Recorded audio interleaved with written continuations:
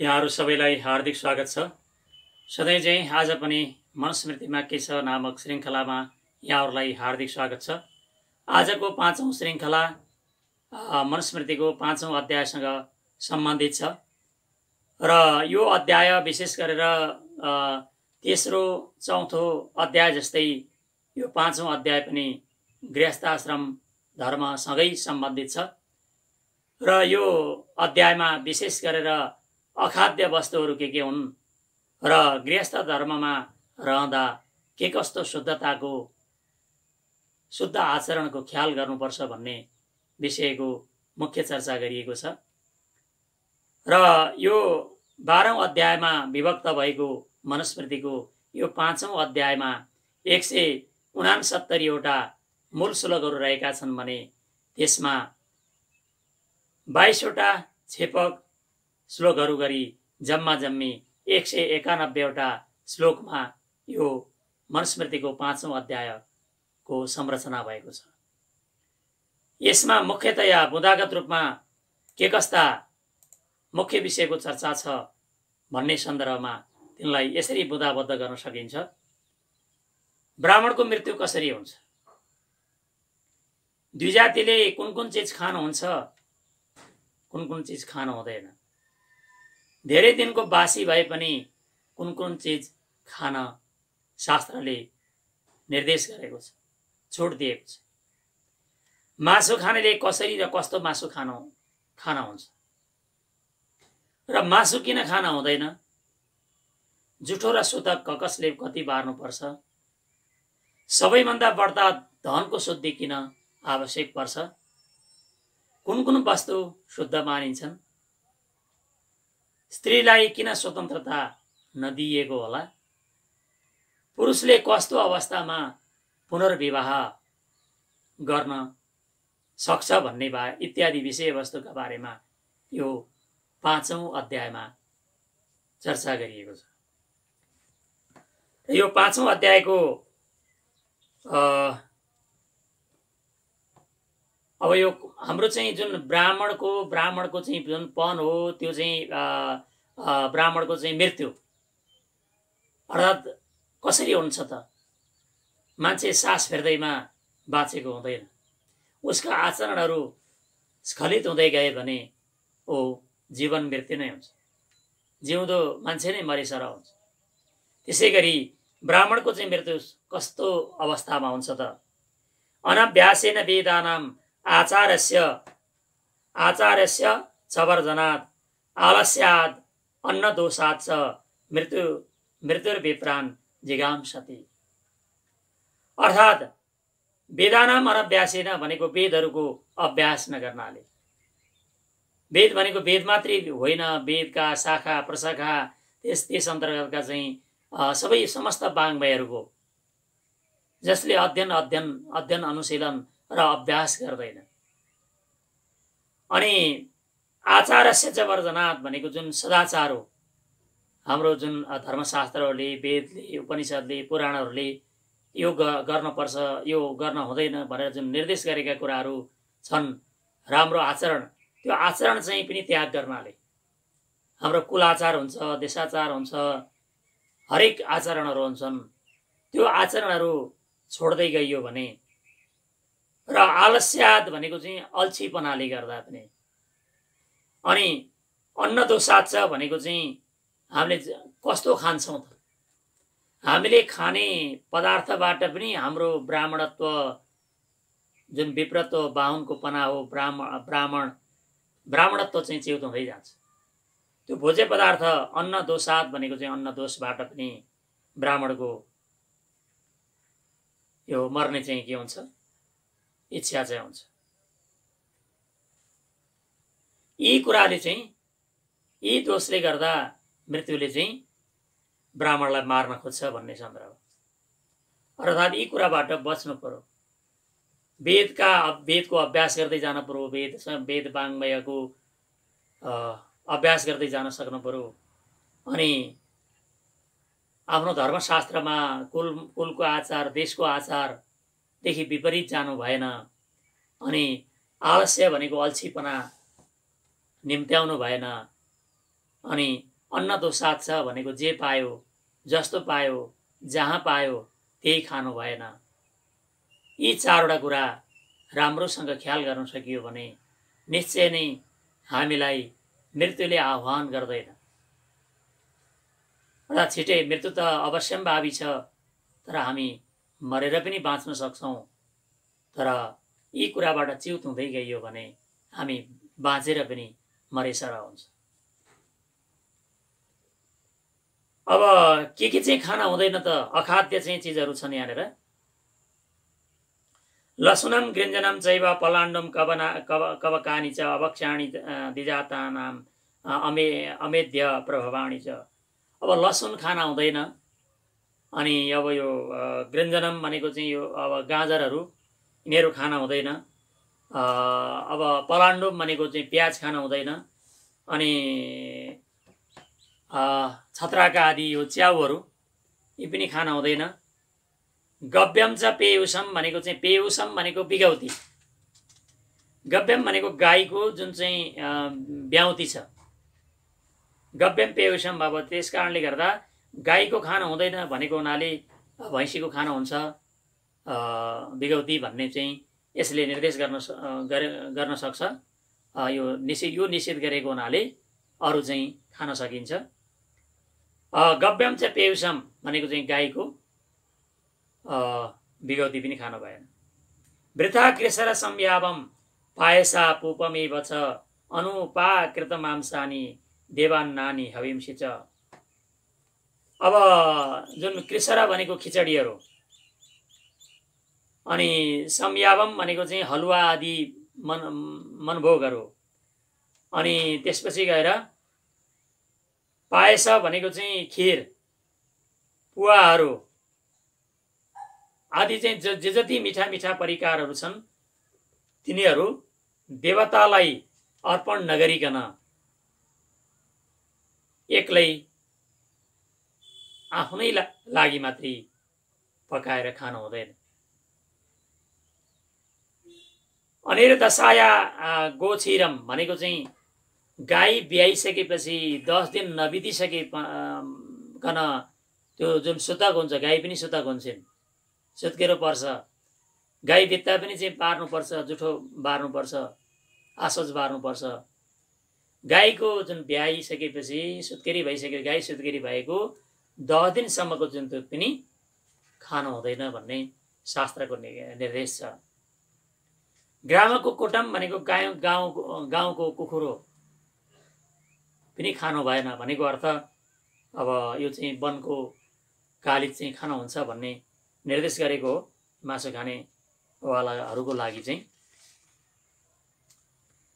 अब मासु चाहिँ किन खानु हुँदैन त? यो मासुमा पनि अझ माछा, यो माछा चाहिँ किन खाना हुँदैन त?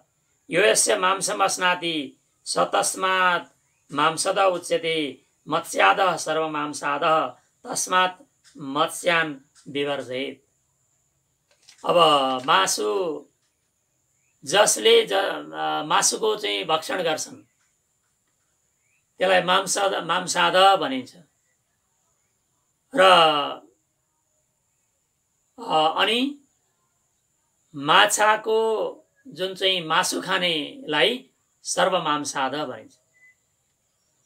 मासु खानेलाई मांसाद भनियो, अनि माछाको मासु खाने व्यक्तिलाई सर्वमांसाद अर्थात् सम्पूर्ण चिजको मासु खाने भन्ने सन्दर्भ।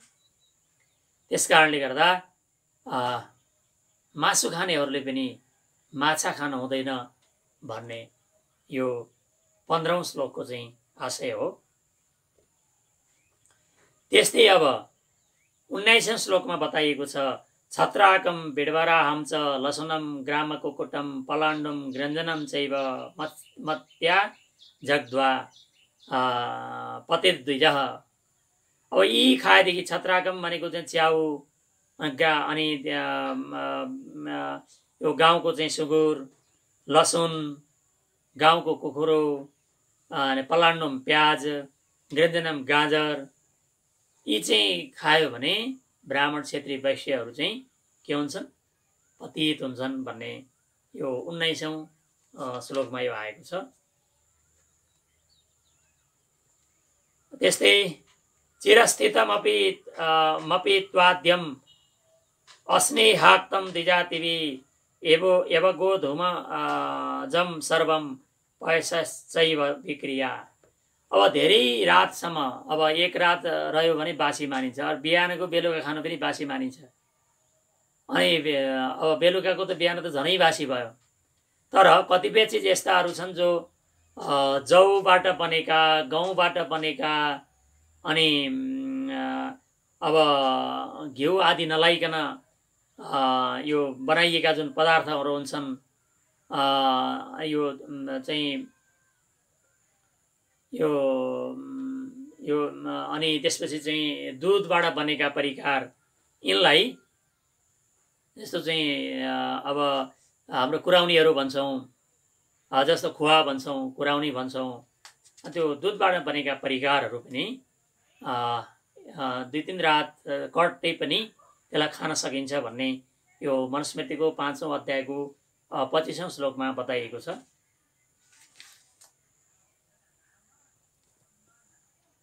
अब त्यस्तै 32औं श्लोकमा आएको छ, कृत्वा स्वयं बाप्युत्पाद्य परोपकृतमेव वा देवान् पितॄन् चार्जयित्वा खादन् मांसं न दुष्यति। अब चाहिँ कृत्वा भनेको चाहिँ अब किनेर ल्याएको, स्वयंवापी उत्पाद्य भनेको चाहिँ आफूले चाहिँ मारेर, अनि परोपकृतमेव छ भनेको चाहिँ अरूले कसैले चाहिँ दिएको यदि मासु छ भने, देवान पितृन् भनेको देवतालाई, र पितृन् भनेको चाहिँ आफ्ना पितृहरूलाई, अर्चयित्वा भनेको चाहिँ चढाएर, खादन मांसम न दुष्यति, जसले मासु खान्छ त्यो चाहिँ दूषित हुँदैन भन्ने सन्दर्भ। अहिले अब कुलायन आदि पूजाहरूको सन्दर्भमा देवतालाई चढाएर अर्पण गरेर अनि कतिपय चाहिँ भाकल गरेका चाहिँ देवी देवताहरूलाई चढाएर त्यो चाहिँ खानु चाहिँ यो शास्त्रले चाहिँ यो निर्देशै गर्यो, छुट दियो। यो 32औं नम्बरको श्लोकमा यदि देवतालाई पितृहरूलाई अर्पण गरिन्छ भने खान सकिन्छ भन्ने सन्दर्भमा। तर अहिले कसैले पनि पितृहरूलाई मासु चाहिँ अर्पण गरेको देखिँदैन। र अहिले बजारबाट र गाउँहरूमा जति काटिन्छन् ती सबै चाहिँ मासुहरू न देवतालाई अर्पण गरिएका हुन्छन्, न पितृहरूलाई अर्पण गरिएका हुन्छन्। त्यस हुनाले ती चाहिँ त्यस्तो खालको मासु चाहिँ खानु हुँदैन भन्ने यो 32औं श्लोकबाट आएको आशय यस्तो देखिन्छ। त्यस्तै गरेर असंस्कृतान् पशुन् मन्त्रै नाद्याद् विप्रह कदाचन मन्त्रैस्तु संस्कृतान् अद्यात् शाश्वतम विधिमा स्थितः। अर्थात् ब्राह्मणले मन्त्रद्वारा असंस्कार नगरिएको मासु कहिल्यै पनि खान हुँदैन। अब भाकल गरेर लगेर काटिन्छ, काटे पनि त्यो मन्त्रद्वारा त्यहाँनिर चाहिँ अब आफै कतिपय चाहिँ अहिले त देवी देवताको स्थानहरूमा पनि काट्न निषेध गरिँदै आइएको छ र त्यसमा मन्त्रद्वारा त्यसमा चाहिँ त्यो बलि दिएको छैन भने अब गाउँघरमा काटिने वा बजारमा काटिने त त्यो मन्त्रको कुरै छोडौँ। र यी यस्ता कुराहरूलाई असंस्कृत भनेको संस्कार नगरिएका, मन्त्रद्वारा संस्कार नगरिकन काटिएको मासु चाहिँ जो त्यो चाहिँ खानु हुँदैन भन्ने चाहिँ निर्देश छ। मन्त्रेस्तु संस्कृतान् अद्यात् भनेको यदि मन्त्रपूर्वक संस्कार गरिएको छ भने चाहिँ त्यसलाई चाहिँ खान सकिन्छ भन्ने यो 36औं श्लोकमा यो आएको छ। त्यस्तै कुर्यात् घृतपशुं सँगै कुर्यात् पिष्ट पशुं तथा नत्वैवतु वृथा हन्तुं पशुमिच्छेद कदाचन। पशुको मांस भक्षण अत्यधिक आकांक्षा भएमा धेरैभन्दा धेरै अब पशु मासु नै खानु पर्यो भनेर नखाइकन सकिएन भन्ने जसलाई लाग्छ भित्रैदेखि, तिनीहरूले चाहिँ घृत पशुम भनेको चाहिँ घिउको वा पिष्ट पशुम भनेको चाहिँ पिठोको पशु बनाएर चाहिँ खानुपर्छ। तर नत्वैवतु वृथा हन्तुम पशुमिच्छेद कदाचन भनेको चाहिँ व्यर्थैमा यज्ञ वा श्राद्ध आदि कर्ममा, श्राद्ध कर्ममा त अहिले वर्जित छ यो मासु चाहिँ चढाउने, तर यज्ञ आदि कर्ममा निश्चित चाहिँ नियमहरू छन्, निश्चित विधानहरू छन्, त्यो विधानहरू गरेर बाहेक र व्यर्थैमा पशुको हिंसा गर्न हुँदैन। यो चाहिँ शास्त्रको निर्देश 37औं श्लोकमा। यावन्ती पशुरूपाणी तावत् कृतो हमारणम वृथा पशु गुण प्राप्नोति प्रेत्य जन्मनि। अब व्यर्थैमा जो चाहिँ मन्त्र बिना, शास्त्रको निर्देश बिना, शास्त्रको विधि बिना जसले मासु चाहिँ काटेर खाने गर्छन् हैन, तिनीहरूलाई चाहिँ जति त्यो पशुका शरीरमा रौँ चाहिँ हुन्छन् त्यति नै वर्ष चाहिँ त्यसले कष्ट भोग्नुपर्छ, नारकीय यातना भोग्नुपर्छ भन्ने यसको चाहिँ आशय हो। यज्ञार्थी तो पशु वधे न दोष। यज्ञको अर्थमा यदि पशुको चाहिँ वध गरिन्छ भने त्यो दोष छैन भन्ने यो 39औं श्लोकमा यो आएको छ। यज्ञार्थम पशव श्रेष्ठ स्वयमेव स्वयम्भुवा यज्ञश्च वृत्तै सर्वस्य तस्मात् यज्ञे वधो वधः। यज्ञको लागि पशुहरू चाहिँ रचना गरिएका हुन्। चाहिँ स्वयं नै चाहिँ ब्रह्माजीले प्रजापतिले यसको चाहिँ सृजना गर्नुभएको। यज्ञश्च भूते सर्वस्य यज्ञको लागि चाहिँ त्यो चाहिँ सृजना गरिएको।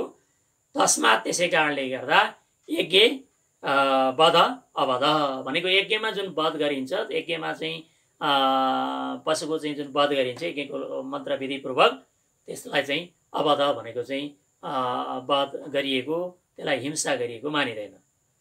मधुपर्के च यज्ञ च पितृदैव कर्मणि अत्रैव पशवो हिंसा नान्यत्र त्यब्रवीन् मनो। अब अर्थात् मधुपर्के भनेको मधुपर्कमा, अनि यज्ञ भनेको ज्योतिष्ठमादि आदि यज्ञहरू हुन्छन्। अनि पितृकर्म भनेको श्राद्ध आदि कर्ममा अहिले त यो कलियुगमा निषिद्ध नै छ, कसैले पनि यो श्राद्धमा मासु चढाउने चलन छैन। अनि दैवत कर्मणि भनेको चाहिँ देव कार्यमा पशुको वध गर्नुपर्छ, गर्न सकिन्छ भन्ने कुरा चाहिँ मनुले भनेका छन् भन्ने यो हाम्रो भृगु ऋषिले 41औं श्लोकमा यो कुरा बताए।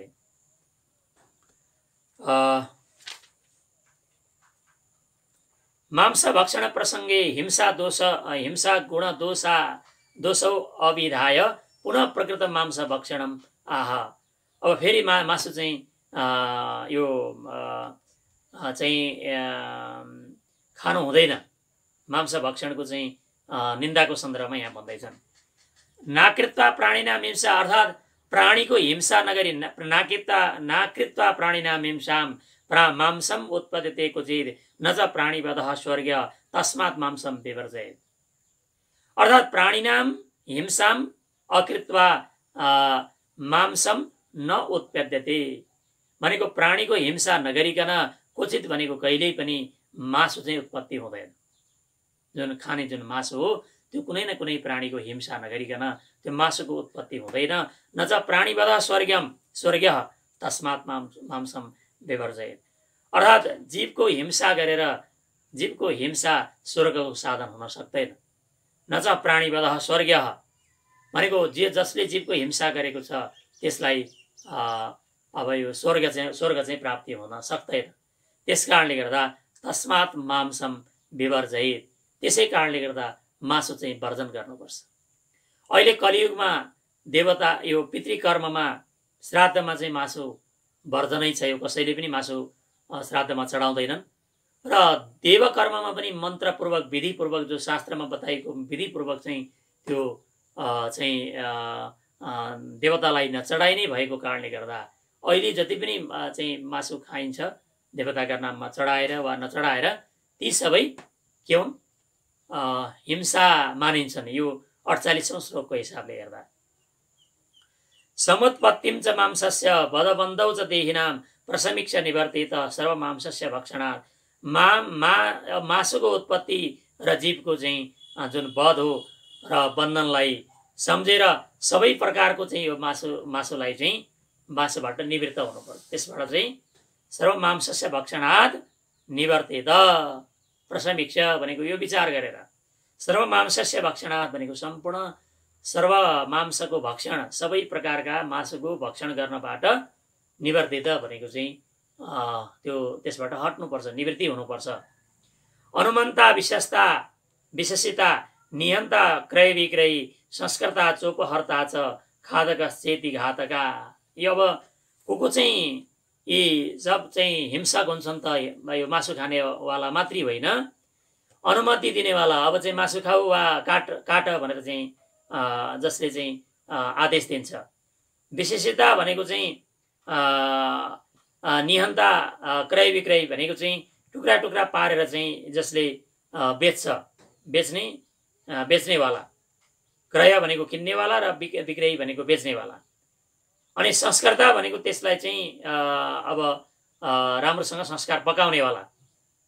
अनि उपहर्ता भनेको चाहिँ त्यसलाई चाहिँ अब पस्कनेवाला।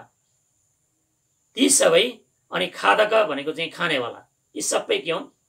घातका भनेको चाहिँ हिंसक मानिन्छन्। यी सबै चाहिँ हिंसक मानिन्छन् भन्ने यसको आशा हो।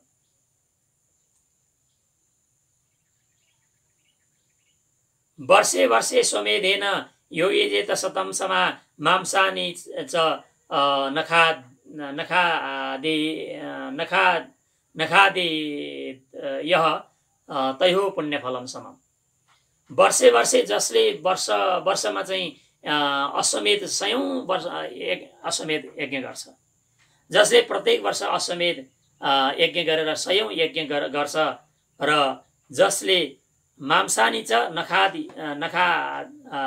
मांसानी भनेको चाहिँ जसले मासु चाहिँ खाँदैन, जसले चाहिँ वर्षै पछि चाहिँ 100 चाहिँ अश्वमेध यज्ञ गर्छ, एउटा एकता त्यसले पाउने पुण्य मासु नखाने व्यक्तिले प्राप्त गर्दछ भन्ने। मांसानी च नखादे यह तयो पुण्यफलम, दुवैको फल बराबर हुन्छ भन्ने अर्थ। मांस भक्षयिता मूत्र यस्य मांस मिहाद मेहम यतन मांसस्य मांसत्वम प्रवदन्ति मनीषिण। म जसको मासुलाई यहाँ खान्छु त्यसले मलाई परलोकमा पनि खानेछ भन्ने कुरा विद्वानले मांस शब्दको यही मांसत्वलाई स्वीकार गरेका छन्। र अब 56औं श्लोकमा गएर यो चाहिँ मनुले यसको निष्कर्ष रूपमा भनेका छन्। न मांस भक्षणे दोषो न मध्ये न च मैथुने प्रवृत्ति रेषा भूतानां निवृत्तिस्तु महाफला। अर्थात् मांस भक्षणे न दोष, मासु खानु चाहिँ कुनै दोष होइन। मध्ये भनेको चाहिँ मदिरापान गर्नु पनि दोष होइन। न मैथुने भनेको चाहिँ अब मैथुन अर्थात् परस्त्री गमन आदि गर्नु पनि, परपुरुष गमन आदि गर्नु पनि दोष होइन। प्रवृत्ति रेषा भूतानाम, भूतानाम भनेको प्राणीहरूको, मान्छेहरूको यो के हो? प्रवृत्ति भनेको चाहिँ बानी हो, स्वभाव हो। तर निवृत्तिस्तु महाफला, यसबाट निवृत्ति भनेको निराकरण भएर त्यसबाट हटेर आफूलाई जोगाएर सदाचरणमा रहनु नै के हो? महाफला भनेको चाहिँ त्यसले स्वर्ग मोक्ष चाहिँ प्रदान गर्छ भन्ने अर्थ हो। त्यसनाले मान्छेले कसैले मासु खान्छ भने निन्दा नगर्ने, खान दिने, मजाले खाओस्, खाएर निवृत्ति भएर चाहिँ त्यसलाई छोड्यो भने त्यसले कहिले पनि मासु खाँदैन। तर मासु नखा भनेर निषेध जति गरियो भने, मदिरापान नगर भनेर धेरै निषेध गर्दै गइयो भने र सम्पूर्ण सामाजिक परिवेशमा त्यो राम्रो तरिकाले वातावरण रह्यो भने त ठिकै छ। यदि रहेन भने वरिपरिको सबै वातावरणले गर्दा र आफ्ना कुनै वंशजले मासु खाएका छन्, मदिरापान गरेका छन् भने त्यसले गर्दा त्यसको जुन जिन हो, हाम्रो जिन भनेको 7 पुस्तासम्म रहन्छ, यो विज्ञानले पनि प्रमाणित गरेको कुरा हो। यो जिनले भित्रै खाउँ बनाउँछ र त्यसले गर्दा मर्ने बेलामा 90-95 वर्षमा मासु खाएर पनि मान्छेको प्राण गएको स्थिति छ। त्यसकारणले गर्दा कुनै कसैको प्रवृत्ति छ भने प्रवृत्तितर्फ त्यसलाई चाहिँ पूर्णतः निराकरण, पूर्णतः रोग बन्धन गर्नु हुँदैन। तर त्यसबाट चाहिँ क्रमिक रूपमा यो यस्तो रहेछ भनेर खाएर छोड्यो भने उसले जिन्दगीभर कहिले पनि खाँदैन। तर लहीमा लागेर र शास्त्रभन्दा विपरीत, शास्त्र निषिद्ध जुन यज्ञ मन्त्रद्वारा संस्कार नगरिएको जुन छ त्यो मासु चाहिँ खानु हुँदैन भन्ने यो चाहिँ 56औं श्लोकको आशय चाहिँ हो। यसै गरेर बाले देशान्तर तरस्थे च पृथक पिण्डे च संस्थिति सर्वासा जलमाप्लुत्य सत्यैव विशुद्धति। अब बालक यदि अब जुठो सुतकको सन्दर्भ आयो यहाँनिर, मासु मांस भक्षणको सन्दर्भ समाप्त भएपछि अब बालकको यदि चाहिँ दाँत नआएका चाहिँ बालकको छ र चाहिँ सपिण्डीहरू चाहिँ सपिण्ड होइनन् र आफ्ना दाजुभाइहरू मात्रै हुन् भने त्यो मरेको चाहिँ त्यो सुनिएको छ भने त्यो चाहिँ तत्काल चाहिँ स्नान गर्दा लगाएका वस्त्रसहित स्नान गर्दा तत्काल शुद्ध हुन्छ भन्ने यो 78औं श्लोकमा यो आएको छ। शुद्धेत विप्रो दशाएन द्वादशाहेन भूमिप वैश्य पञ्चदशाएन शूद्रो मासेन शुद्धति। अर्थात् अब ब्राह्मण चाहिँ 10 दिनमा शुद्ध हुन्छन्। यो अब जुठो सुतककै सन्दर्भमा हेर्दा पनि। अनि दशाहेन भूमिप भनेको चाहिँ द्वादशाहेन भूमिप 12औं दिनमा भूमिप भनेको क्षेत्रीहरू चाहिँ शुद्ध हुन्छन्। वैश्य पञ्चदशाहेन भनेको वैश्यहरू 15 दिनमा शुद्ध हुन्छन् र शूद्र मासेन शुद्धति भनेको शूद्र चाहिँ महिना दिनमा शुद्ध हुन्छन्। तर अहिले तल्लो चाहिँ सन्दर्भमा अब क्षेत्री वैश्य शूद्रलाई पनि अझ 5 दिनमा पनि चाहिँ शुद्ध हुने भनेर चाहिँ यो वितण्डाहरू मचाइँदैछ। यो सामान्यतया यो शास्त्रको निर्देश यस्तो हो र क्षेत्री वैश्य शूद्रलाई त अझ धेरै दिनमा शुद्ध हुनुपर्ने हो। अब यो चाहिँ घटाउँदै जानु, यो वितण्डा मचाउँदै जानु शास्त्र विपरीतका कुराहरू हुन्। यो शास्त्रमा उल्लेख नभएका कुराहरूमा अब वितण्डा मचाउँदै जानेलाई केही भन्न सकिँदैन। अब सर्वेषामेव शौचानाम अर्थशौचम परम स्मृतम योर्थे शुद्धिर्हि सशुचि नवृत बारी शुचि शुचि। अब सामान्यतया हाम्रो शुद्धि चाहिँ के हुन्छ त, भ्रष्टाचार, अहिले भ्रष्टाचार बढ्दै गएको छ। भ्रष्टाचार सामान्यतया चाहिँ सर्वेषामेव शौचानाम भनेको सम्पूर्ण चाहिँ पवित्रताहरू मध्येमा, शुद्धिहरू मध्येमा अर्थशौचम परम स्मृतम भनेको चाहिँ आर्थिक शुद्धि भनेको चाहिँ कमाउने, खर्च गर्ने, यो सम्पूर्ण चाहिँ यो आर्थिक चाहिँ आचरण शुद्ध हुनुपर्छ। यो अर्थे शुद्धिर्हि सशुचि, जो अर्थमा धन कमाउने, खर्च गर्ने, आम्दानी र खर्चको चाहिँ यथावत चाहिँ पारदर्शी छ, राखेको छ हरिसाब, त्यो चाहिँ वास्तविक रूपमा त्यो चाहिँ के छ, शुद्ध हुन्छ। नमृद बारी शुचि शुचि भनेको चाहिँ अब माटोले, जल आदिले धोएर पखालिएर त्यो चाहिँ स्नान गरेर मान्छे चाहिँ शुद्ध हुँदैन। त्यसकारणले गर्दा आर्थिक शुद्धि चाहिँ हुनुपर्छ। आर्थिक जुन भ्रष्टाचार हो त्यसबाट चाहिँ आफूलाई मुक्त राख्न सकियो भने वास्तवमा त्यो व्यक्ति चाहिँ शुद्ध ठहरिन्छ भन्ने यो 106औं श्लोकमा आएको यो कुराहरू हो। यस्तै अरू पनि यसमा धेरै छन्। अब नित्यम शुद्धकारो हस्त पण्डे यच्च प्रसारितम ब्रह्मचारीगतम भैक्ष्यम नित्यम वेद्यमिति स्थितै। अब कारिगरको हात शुद्ध हुन्छ। जो कारिगर छन् उनीहरूको हात शुद्ध हुन्छ। अनि अब बजारमा पण्डे भनेको चाहिँ बजारमा प्रसारण गरिएका, फैलाएर राखिएका चिजहरू चाहिँ सबै शुद्ध हुन्छन्। अनि ब्रह्मचारी गतम भनेको ब्रह्मचारीले मागिएको भिक्षा पनि शुद्ध हुन्छ। नित्यम आस्यम शुचि स्त्रीणाम भनेको चाहिँ स्त्रीको चाहिँ मुख चाहिँ नित्यम भनेको सधैँ, शुचि भनेको पवित्र हुन्छ। त्यो अब यो सम्भोगको सन्दर्भमा मात्रै चाहिँ शुचि मानिएको हो। यो याज्ञवल्क्य स्मृतिले त्यही मानेको छ। नित्यम आस्यम शुचि स्त्रीणाम शकुनी फलपातनी भनेको चाहिँ अब पक्षीहरू, अब यो चराचुरुङ्गीहरू फल चाहिँ खसाउने बेलामा उनीहरूले जुठो हाले भने पनि त्यो पवित्र मानिन्छ भन्ने छ।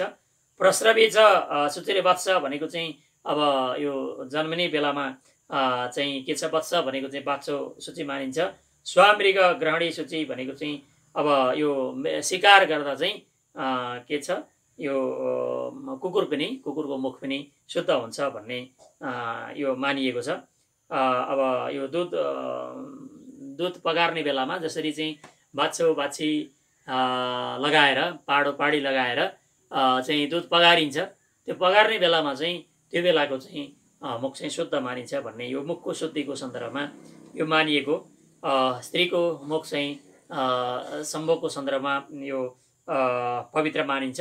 अनि यो पक्षीहरूको विशेष गरेर पक्षीहरूको चराचुरुङ्गीहरूको चाहिँ मुख फल चाहिँ पातन भनेको खसाउने बेलामा अनि दुहुने बेलामा गाई बाच्छाहरूको मुख शुद्ध मानिन्छ। अनि शिकार गर्नु पर्यो भने अब कुकुरको मुख चाहिँ शुद्ध मानिन्छ भन्ने 130 श्लोकमा आएको यो सन्दर्भ छ।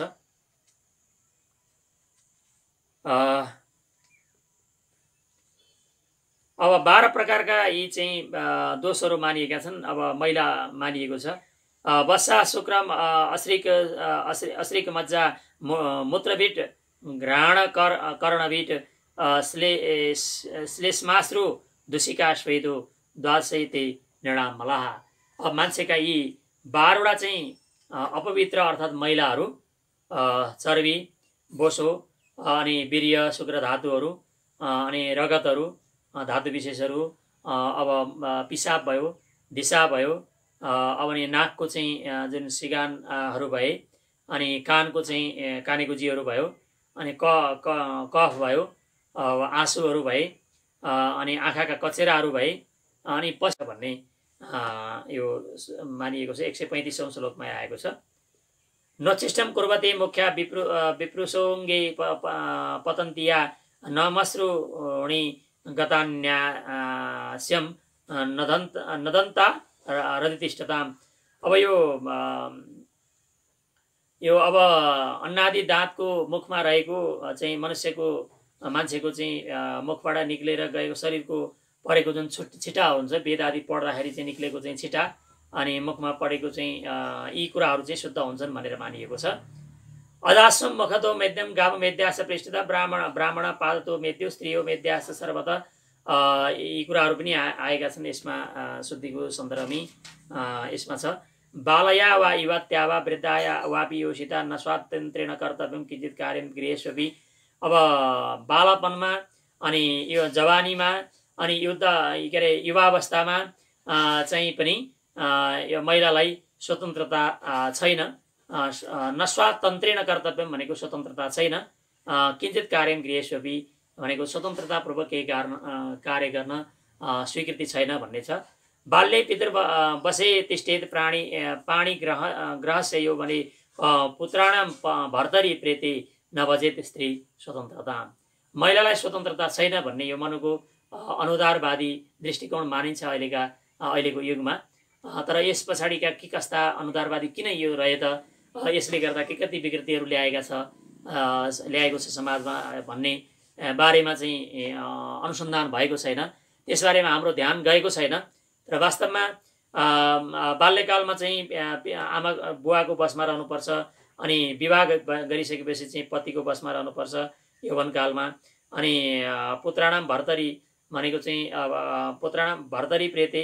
अब यो चाहिँ बुवा चाहिँ के अरे अब लोग्नै मरिसकेपछि चाहिँ पुत्रको अधीनमा रहनुपर्छ। त्यस कारणले गर्दा नभजेत स्त्री स्वतन्त्रता भनेको चाहिँ महिलालाई स्वतन्त्रता छैन भन्ने यो यहाँ 148औं श्लोकमा राखे। तर यसको कारण चाहिँ के छ भने पित्रा भर्ता सुतैरवापि नेच्छेद विरहमात्मन येषां विरहेण स्त्री गर्हे कुर्याद उभे कुले। अर्थात् यी तीनवटाको सुरक्षा हुन सकेन। तीनवटैबाट अर्थात् चाहिँ बुवाबाट, पतिबाट वा पुत्रको चाहिँ अधीनबाट बढ्ता स्वतन्त्रता रहे भने यिनीहरूको भन्दा अतिरिक्त चाहिँ रहन चाहे भने तिनीहरूको अभिभावकत्व भन्दा अतिरिक्त ठाउँमा उनीहरू चाहिँ बढ्ता स्वतन्त्रतापूर्वक रहन थाले भने त्यसमा के हुन सक्छ भने त्यो अब स्त्री चाहिँ क्रमिक रूपमा पतित हुन सक्छन् र पतित भइसकेपछि आफ्नो चाहिँ माइतीतिर र घरतिर दुवै कुलको वंशमा निन्दित हुन सक्छन्। यौन दुराचरण, यौन क्रियाकलाप, बलात्कार आदिका चाहिँ घटनाहरू घट्न सक्छन्। त्यसले गर्दा दुवै कुललाई निन्दित तुल्याउँछ भन्ने 149औं श्लोकमा यो आएको छ। यी कुराहरू चाहिँ नास्ते स्त्रीणाम पृथगेको नव्रतो नात्युपोषणम पतिम शुश्रूषते येन तेन स्वर्गे महीयते। अब महिलालाई चाहिँ महिलाले अब पुरुषको चाहिँ आज्ञा बिना कुनै पनि चाहिँ व्रत यज्ञ गर्नु अनुपयुक्त मानिन्छ। नास्ते त्रिणाम पृथक यज्ञ, कुनै पनि यज्ञ छैन। नव्रतम नापि उपोषणम भनेको कुनै पनि उपासना गर्नु उपयुक्त छैन।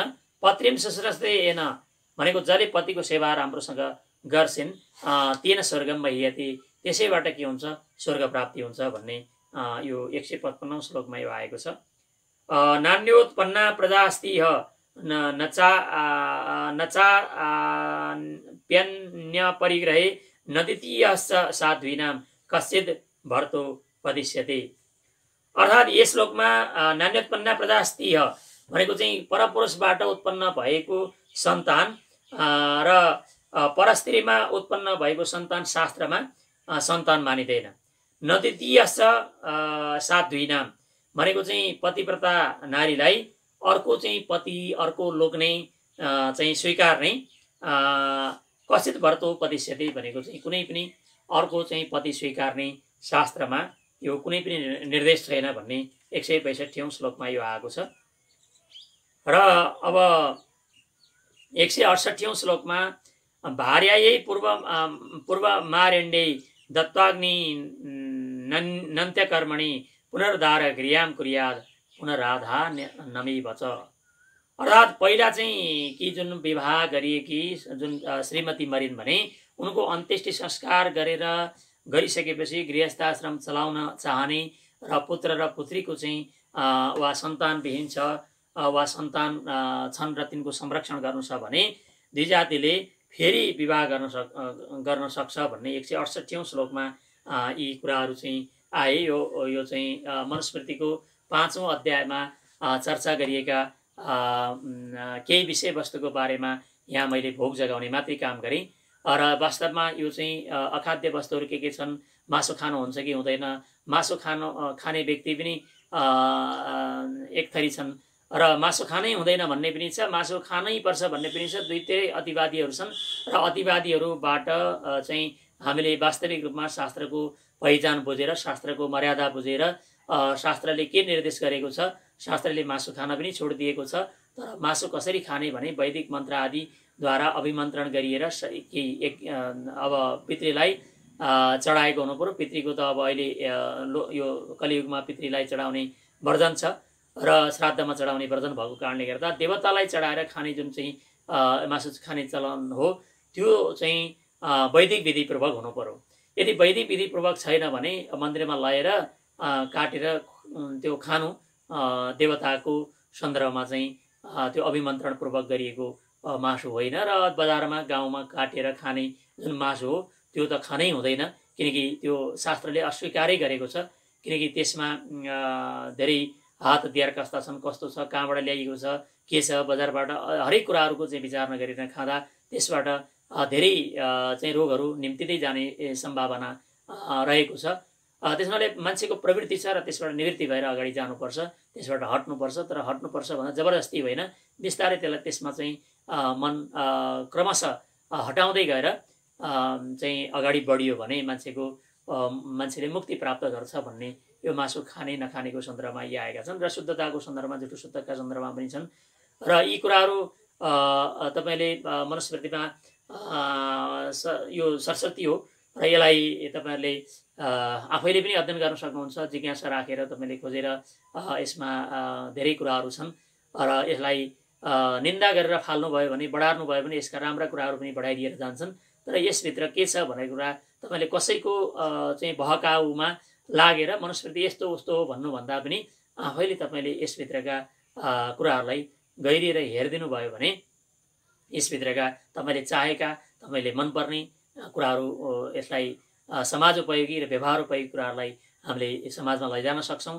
र जति कुराहरू अहिले उपयुक्त छैनन् तिनी कुराहरूलाई हामीले यहीँ पुस्तकभित्रै सीमित राखेर व्यवहारोपयोगी कुरालाई अगाडि लान सक्यौँ भने निश्चय नै मनुले भृगु ऋषिसँग व्यक्त गरेका र भृगु ऋषिले हामीलाई मनुस्मृति भनेर दिएको उपहार हाम्रो लागि वास्तविक रूपमा जीवनोपयोगी हुनेछ। यो सुनेर यहाँहरूको मनमा जस्ता प्रतिक्रिया व्यक्त भएका छन् तिनलाई युट्युबको कमेन्ट बक्समा कमेन्ट गरिदिनु होला। र जसले यो च्यानल अहिलेसम्म सब्सक्राइब गर्नुभएको छैन उहाँले सब्सक्राइब गर्न पनि नबिर्सनुहोला र धेरै मन परेका श्रृङ्खलाहरू धेरैभन्दा धेरै चाहिँ साथीहरूसँग यसलाई सेयर गरिदिनु होला भन्ने अपेक्षा राख्दै यहाँहरूसँग बिदा चाहन्छु। धन्यवाद, नमस्कार।